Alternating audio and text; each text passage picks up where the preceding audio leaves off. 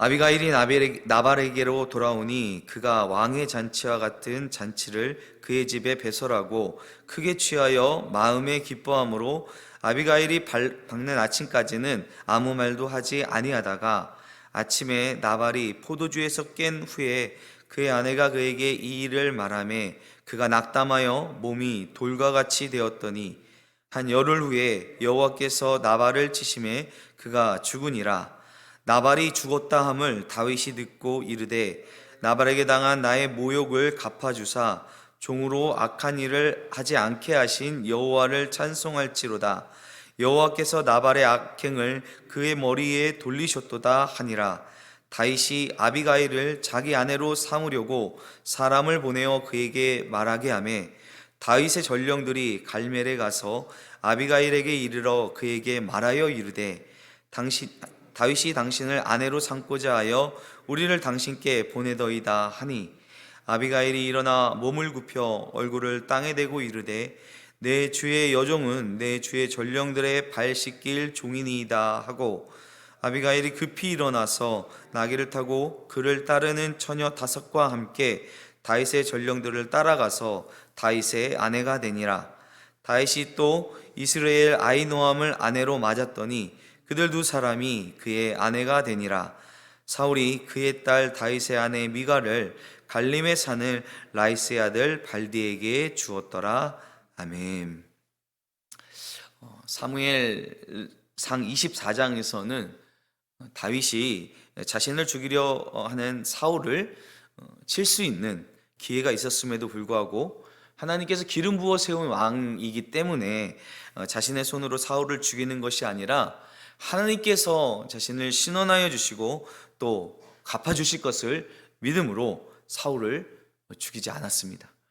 그런데 우리가 어제 또 그제 읽었던 본문에서는 다윗 자신을 선대하지 아니하고 또 조롱한 부자 나발에 대해서는 화를 내며 칼로 그를 응징하려 하였습니다. 다윗에게 이러한 양면의 모습이 존재했습니다. 근데 어디 다윗만 그러하겠습니까? 우리들도 주님의 뜻대로 또 말씀대로 순종하며 살다가도 우리의 생각과 또 감정에 따라 행동할 때도 있지 않습니까?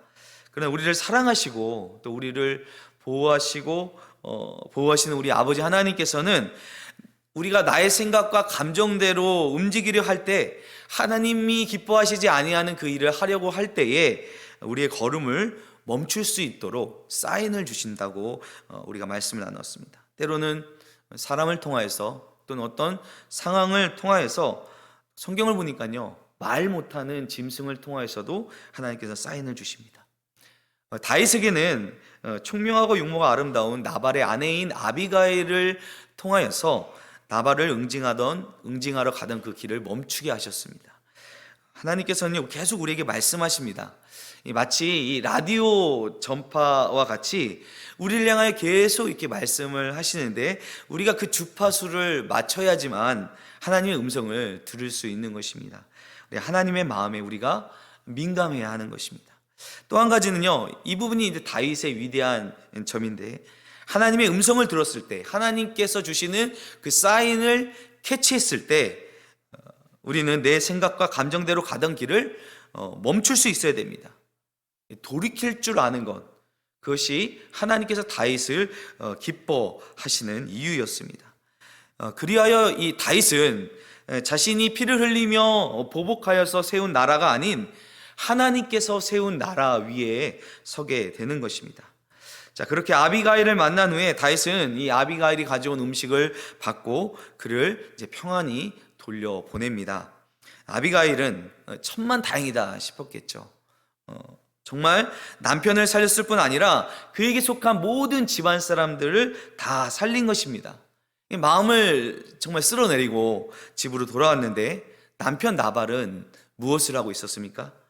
왕의 잔치와 같은 잔치를 버려놓고 크게 취하여 있습니다. 아비가일이 다윗을 만나지 않았더라면 지금 그 자리는 죽음의 자리가 되었을 텐데 그것을 전혀 알지 못하는 나발은 마치 자신이 왕인 것 마냥 왕의 잔치와 같은 잔치를 열고 아주 흥청망청 크게 취하여 있는 모습을 우리가 성경을 통해 봅니다. 근데 그 모습을 본 아비가일은요, 아무 말도 하지 않고 다음날 아침까지 기다립니다. 여기서도 이 아비가일의 성품을 우리가 좀 볼 수 있지 않습니까? 당장에 남편을 향해 지금 무슨 일이 있었는지 아냐면서 당신이 다윗의 소년을 그냥 돌려보내면서 다윗을 향해서 그런 말을 했다며 라면서 지금 다윗이 당신을 죽이려고 400명이나 데리고 오다가 내가 그것을 겨우 막았어. 그거 알아? 라면서 지금 당신이 뭐가 잘나서 여기서 이렇게 호화스러운 잔치를 술이나 퍼먹고 있는 거야? 이렇게 쏘아붙일 수도 있는 거 아니겠습니까? 그런데 아무 말도 하지 않고 다음날 아침까지 기다립니다. 모르겠습니다. 남편을 향한 체념일 수도 있겠지만 이제 다음날 아침에 나발이 술에 깨었을 때에 그제서야 이제 어제 있었던 일을 말을 합니다. 그런데 그 말을 들은 나발은 어떻게 반응을 합니까? 성경을 보니까 그가 낙담하여 몸이 돌과 같이 되었다라고 기록되고 있는데, 여기서 이 낙담이라는 단어가 원어로 본다면 마음이 죽다라는 뜻이라고 합니다. 다윗을 향하여 다윗이 누구며 이세 아들이 누구냐, 이게 다윗을 조롱했던 나발이 다윗과 또 그와 함께한 400명이 자신과 자신에게 속한 모든 이들을 죽이려 오려 했다는 그 소리에 그의 마음이 낙담합니다. 마음이 죽어버렸습니다. 갑자기 왜 그가 그렇게 낙담했을까요? 물론 자기를 죽이러 올 뻔했다는 소리로 인해 낙담되었을 수도 있겠지만, 우리가 어제 나눈 말씀에서 아비가일을 통해 하나님께서 다윗을 이제 곧 이스라엘의 왕으로 세우실 것을, 하나님께서 그의 집을 든든하게 서게 세우실 것을 우리가 들었지 않습니까? 아마도 아비가일은 자신이 그 다윗에게 했던 그 말을 남편이 나발에게도 그대로 다 이야기했을 것입니다. 그 말을 들은 나발은 당연히 마음이 죽을 수밖에, 낙담할 수밖에 없었을 것입니다. 성경 연구가들은요, 나발이 그 말을 듣고 혈압이 올라서 뇌출혈이 와서 그의 몸이 돌과 같이 굳어진 것이 아닐까, 마비가 된 것이 아닐까라는 표현을 그렇게 추측을 합니다. 정확한 건 알 수 없지만 어쨌든 한 열흘이 지난 후에 나발은 결국 죽게 됩니다. 성경은 하나님께서 나발을 치셨다라고 말씀하고 있습니다. 자, 나발이 죽었다는 소식을 이제 다윗이 듣게 됩니다. 그리고 다윗은 나발에게 당한 나의 모욕을 갚아주시고 또 종으로 악한 일을 행하게 하지 않게 하신 여호와를 찬송할지로다 라면서 하나님을 찬송합니다. 다윗은 이게 갑자기 나발이 죽은 것에 대해서 이것이 정말 하나님께서 하신 일임을 분명하게 고백하지 않을 수 없었습니다. 원래 자신이 나발을 응징하려 하지 않았습니까? 그러나 그 일은 결코 하나님이 기뻐하시는 선한 일이 아니었습니다. 나발은 다윗에게 악으로 대하였지만 다윗은 그 악을 악으로 갚지 않고 하나님께 맡겨드렸더니 하나님께서 나발에게 그 행한 대로 보응하시고 다윗을 신원하여 주신 것입니다. 여러분, 우리가 하나님을 어떻게 고백을 합니까? 하나님은 우리를 구원하시고 우리를 인도해내신, 건져내시는 우리가 구원자 하나님이라고 하나님을 고백을 합니다. 우리를 보호하여 주시고 우리에게 은혜를 베풀어 주시는 분이십니다. 그러나 하나님은 또한 심판주 하나님이십니다. 하나님은 반드시 선악간에 심판하시는 하나님이십니다. 우리는 종종 그 심판주 하나님을 잊어버릴 때가 있습니다. 그래서 내가 심판자의 자리에 앉아서 하나님의 역할을 하고자 할 때가 있습니다. 누군가를 판단하고 정죄하고 때로는 응징하려 합니다. 그러나 그런 행동은 하나님을 하나님으로 인정하지 아니하는 행동입니다. 우리 하나님께서 우리를 구원하시는 하나님이심을 믿는 동시에 그분이 모든 것을 심판하시고 또 각자가 행한 대로 보응하시는, 심판하시는 하나님이심을 또한 믿어야 하는 것입니다. 여러분, 우리가 용서를 해야 하는데, 여러분, 우리가 용서한다는 것은요, 죄를 없애준다는 것이 아니죠. 우리가 무엇이기에 죄를 없앨 수 있겠습니까? 다만 우리가 누군가를 용서한다는 것은요, 그것은 하나님께 내어 맡긴다는 것입니다. 하나님께서 나에게 그 어떤 악을 행한 사람, 저 사람 하나님께서 벌을 내리시겠지, 다리 몽둥이라도 부러뜨리시겠지, 이런 마음을 갖는 것이 아니라 잠잠히 하나님이 하시는 일을 바라보는 것입니다. 심판주이신 하나님께서 선악간에 심판하실 것을 믿는 것입니다. 그렇게 우리가 하나님께 내어 맡기고 우리는 하나님께서 내게 주신 그 은혜에 집중하는 것입니다. 그것이 하나님을 온전히 믿는 것입니다. 다윗은 사울을 대할 때에도 또 아비가일을 만나서 그의 마음을 돌이킬 때에도 다윗은 원수에게 집중한 것이 아니라 어떤 그 어려운 그 상황에 집중한 것이 아니라 하나님께 집중했습니다. 하나님의 약속을 바라보았습니다. 나발이 죽었다는 소식을 듣고 다윗은 자신을 모욕했던 원수가 죽었으니 기뻐서 노래한 것이 아니라 하나님께서 행하신 일을 찬양한 것입니다. 자, 그리고 나서 다윗은 이제 아비가일을 아내로 삼고자 사람을 보냅니다. 지금 우리들이 가지고 있는 상식으로는 잘 이해가 되지 않는 장면일 수 있습니다. 그렇지만 당시에 이 왕들은 결혼을 정략적으로 하는 경우가 많지 않았습니까? 다윗의 경우도 지금 그 세력을 확장해 나가야 하는 그런 형국에서 결혼은 세력을 넓힐 수 있는 방법 중에 하나였을 것입니다. 아비가일이 용모가 아름답고 또 다윗의 마음을 돌이킬 만큼 그 지혜롭게 대처한 모습을 보았기 때문에 그 모습을 보고 다윗이 아비가일을 아내로 맞이했을 수도 있지만 나발이 갈렙 족속인데 이 갈렙 족속은 유다 지파 아닙니까? 유다 지파에 속한 사람이었기 때문에 이 나발의 아내를 다윗이 이렇게 거두어 들임으로 얻게 되는 유익이 분명히 있었을 것입니다.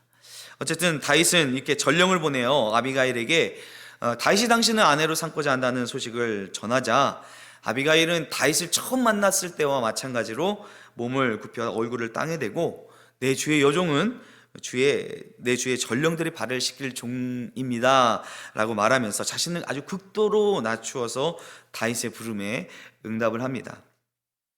자, 아비가일이 남편이 죽은 지 얼마나 되었다고 이 다윗의 청혼에 급히 일어나서 나귀를 타고 따르는 모습을 보면 나발을 별로 사랑하지 않았나라고도 생각해 볼 수 있지만 아비가일은 장차 이 다윗이 이스라엘의 왕이 될 것을 분명히 알았습니다. 그리고 분명한 것은요, 아비가일이 다윗의 아내가 되므로 지금 다윗에게 있어서는 분명 커다란 힘이 되었을 것입니다. 자, 이어지는 43절을 보면은 다윗은 이스라엘 아히노암을 아내로 맞이하였다라고 성경이 전하고 있습니다. 이 아히노암에 대해서는 그 많은 정보를 성경이 알려주고 있지 않지만 이 아히노암에게서 낳은 아들이 다윗의 맏아들인 암논이고 또 아비가일에게서 둘째 아들인 길르압을 낳게 됩니다. 아까도 말씀드렸지만 이 당시에는 이 결혼을 통하여서 세력을 확장시키는 그런 역할을 했기 때문에 이 결혼이 어쩔 수 없는 선택이었는지 모르겠지만 훗날 이 다윗은 이 배다른 자녀들로 인해서 어려움을 겪게 되는 것을 우리가 알 수 있습니다. 한편 이 다윗의 첫 번째 아내였던 그 사울의 딸 미갈은 다윗이 이렇게 피난 여정에 있는 동안에 사울이 갈림에 사는 라이스의 아들 발디에게 주었다라고 성경이 전하고 있습니다. 자, 어쩌면 이 사울에게 쫓고 쫓기는 이 피난의 여정의 중간에 한가운데에 갑자기 이 나발의 이야기가 등장하게 된 이유는 바로 다윗이 아비가일을 만나서 결혼하게 된 이 이야기를 우리에게 알려주기 위해서일 것입니다. 그리고 이 아비가일과의 만남을 통해서 다윗의 나라가 다윗이 직접 칼로 세운 나라가 아니라 하나님께서 다윗을 보호하시고 신원하시고 하나님께서 세워주실 나라가 될 것임을 보여주는 장면입니다. 오늘도 우리가 하루를 살아가면서 우리의 삶을 통해서 정말 하나님께서 하나님으로 드러나시기를 우리가 구하는 시간이 되었으면 좋겠습니다. 내가 애쓰고 내가 수고함으로써 내 삶이 이루어지는 것이 아니라 물론 우리가 최선을 다해 오늘 우리에게 주어진 삶을 성실하게 살아가야 하겠지만 우리의 삶의 최우선의 원칙과 기준을 하나님의 말씀으로 삼아서 하나님께서 우리의 삶 가운데 정말 드러나실 수 있도록 자리를 내어 드려야 하는 것입니다. 오늘 다윗이 자신이 피를 흘리고 보복하려 하던 걸음을 멈추고 하나님께 내어 맡겼을 때에 선악간에 심판하시는 하나님께서 다윗의 수모를 갚아주시고 또 다윗이 악한 일을 행하지 않게 하신 것처럼 우리가 가지고 있는 그 우리의 삶의 어떤 칼자루 같은 것을 하나님께 내어 맡기고 우리 하나님 말씀대로 순종하며 살아갈 때에 하나님께서 우리의 삶 가운데 하나님께서 살아계심을 드러내 주시고 오늘 다윗과 같이 하나님을 찬송할 수밖에 없는 그 고백을 우리에게 하게 하실 줄로 믿습니다. 그런 은혜의 경험이 저 여러분에게 있기를 예수님의 이름으로 축원드립니다. 기도하시겠습니다.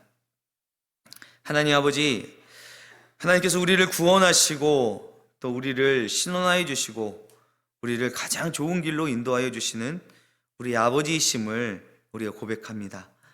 또 이 세상의 모든 일에 심판자 되셔서 선악간에 판단하시고 상을 주시고 또 벌을 주시는 분이심을 또한 고백합니다.